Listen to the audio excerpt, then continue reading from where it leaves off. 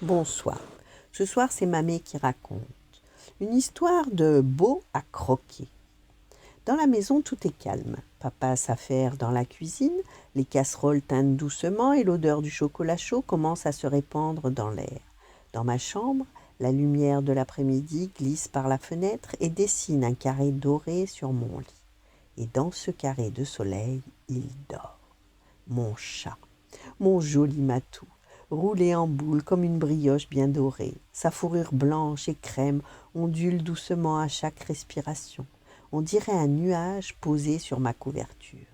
Je m'approche sur la pointe des pieds, parce que quand il dort comme ça, il est encore plus irrésistible. Et moi, j'ai tellement envie de le câliner. Alors je profite d'être seule, je grimpe sur mon lit et je me jette doucement sur lui comme un tigre. Mais un tigre très très câlin. Coucou mon minet, je vais te manger de bisous, je vais le dévorer de baisers, mon joli chaton. J'enfouis mon nez dans sa fourrure chantilly. Elle est douce, si douce, on dirait de la crème fouettée. Ça me chatouille le nez, ça me donne faim. Miam. Des touffes duveteuses par poignées, une vraie barbe à papa. J'ai l'impression de plonger dans un nuage sucré de fête foraine.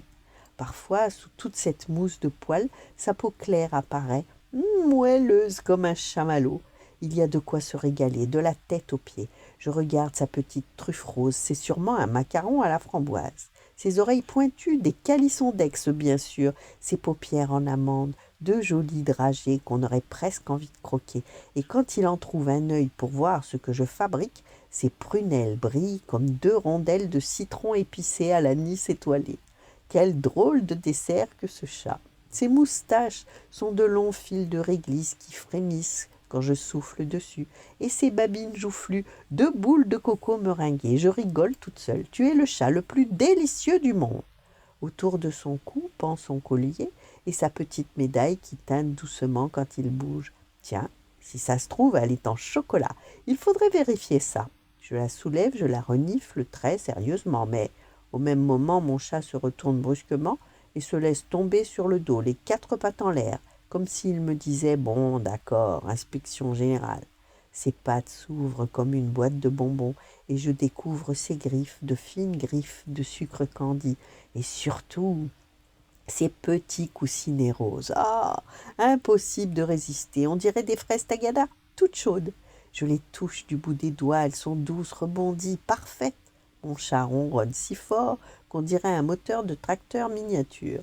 Pour terminer l'inspection gourmande, je regarde sa longue queue rayée qui se balance doucement derrière lui. Elle est appétissante comme un sucre d'orge. Quel festin! Je replonge mon nez dans sa fourrure pour lui faire encore 1000 bisous. Mais soudain, pou, pou, un poil me chatouille le nez, puis 2, puis 10. J'ai des poils de chat partout, ça chatouille, ça gratte, ça colle dans la bouche. Atchoum! Et je tousse encore. Je tousse tellement que mon chat se redresse d'un coup, l'air vexé d'avoir été réveillé en plein dessert imaginaire. Je tousse et depuis la cuisine, papa appelle « Ça va, ma chérie ?» Je me redresse, les cheveux pleins de poils, la bouche encore pleine de fourrure imaginaire. « Ouais, » je renifle. Je dois juste avoir... Je tousse encore une fois. Un chat dans la gorge. Sur le lit, mon matou me regarde avec ses grands yeux brillants, puis il se met à ronronner comme s'il riait lui aussi de cette drôle d'histoire. Voilà, bonne nuit, faites de beaux rêves et à demain.